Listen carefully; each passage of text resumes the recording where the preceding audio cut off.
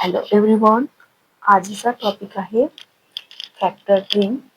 तर 24चा फॅक्टर आपण काढूया. 2 12 जा 24, 2 6 जा 12, 2 3 जा 6. प्राइम फॅक्टर्स आहे 2 and 3 आणि प्राइम फॅक्टरायझेशन आहे 2 2 2 and 3. 2 multiply by 2 multiply by 2 multiply by 3.